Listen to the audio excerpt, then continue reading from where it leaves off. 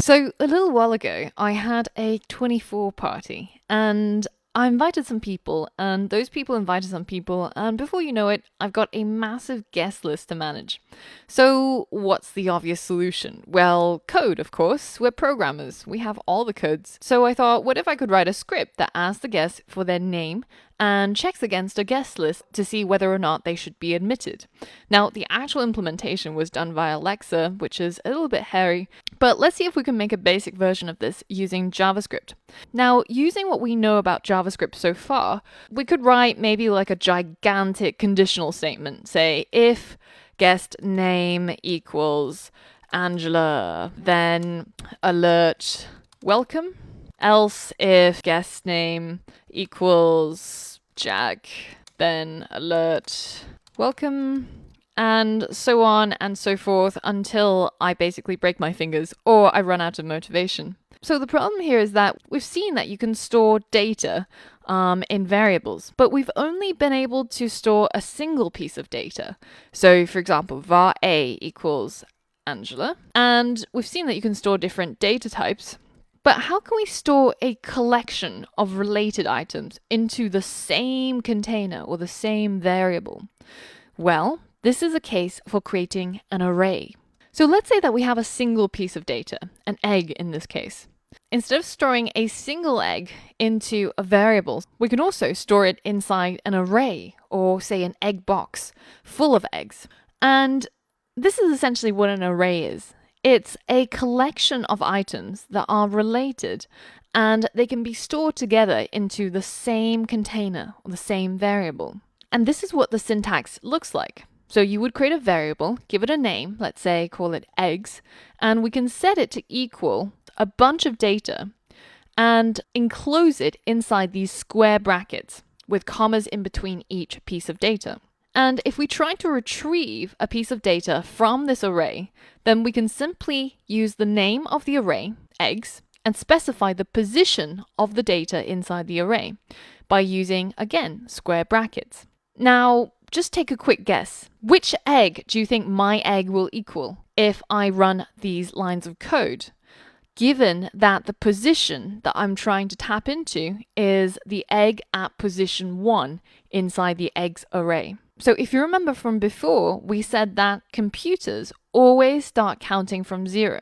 So us programmers, we also always start counting from 0. So the first egg in the array is in fact at position 0. And that means that the second egg is in fact the one at position 1, which is a little bit weird. But this is the egg that we would get and we would store inside that variable my egg if we ran the code that said var my egg equals eggs square brackets 1. Now we can do other things with arrays as well. We can say eggs.length, and this counts the eggs inside the eggs array and gives us the number 5 back because there are 5 items inside the array.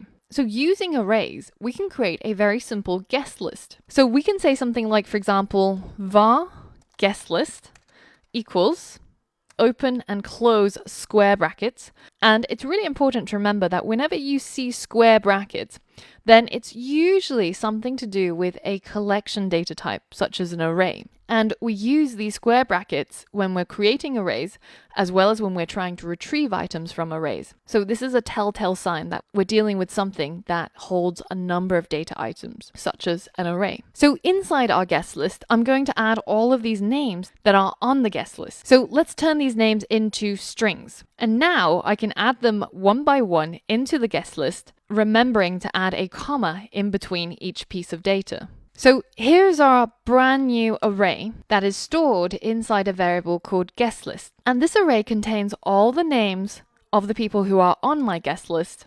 So you can see that if I use console.log and I try to print what's inside my variable guest list, then it will print out all of the items inside my array like so. And it will also tell me that there's 6 items inside this array.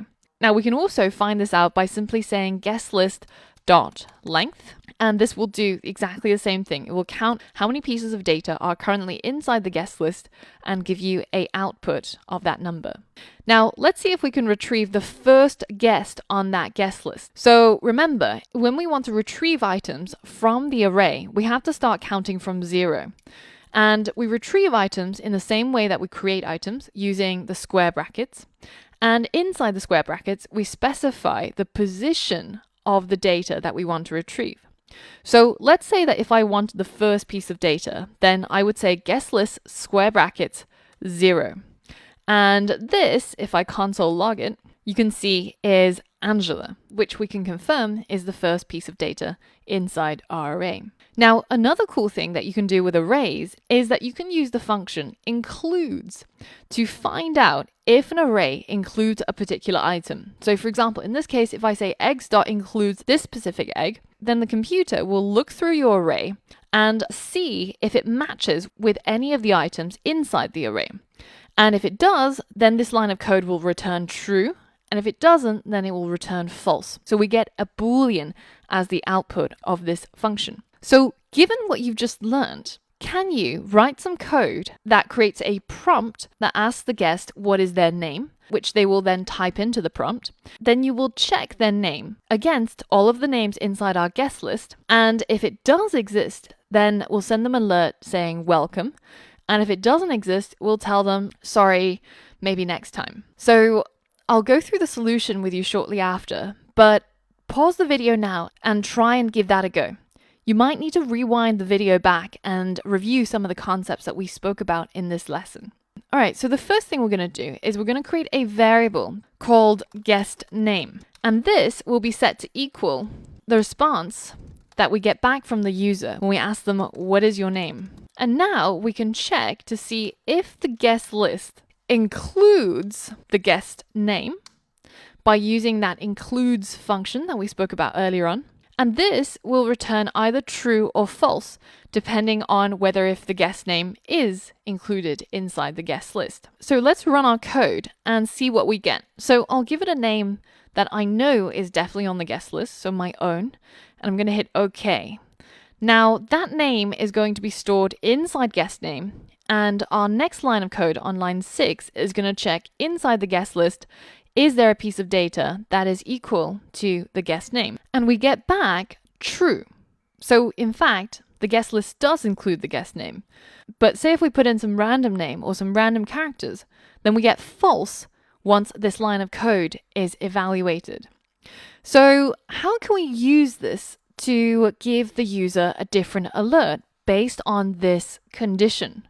Yep, you guessed it, we have to use conditionals. So if we use this as the condition, then we can create an if statement that sends an alert which tells the user welcome. And if the condition was false, then we'd give them an alert that says, sorry, maybe next time.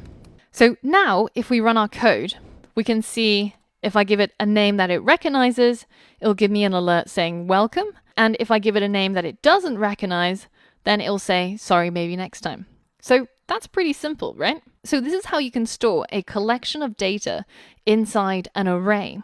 And it gives you a lot of functionality without having to write a lot of code. Now, in the next lesson, we're going to explore how you can use arrays on a more intermediate level. But before I leave, here's a question. Why did the programmer quit his job? Because he didn't get a raise. I'd just like to say at this point that in this course, all the jokes that you think are funny, I will take credit for. And all the other jokes, it's down to the internet. So I'll see you on the next lesson.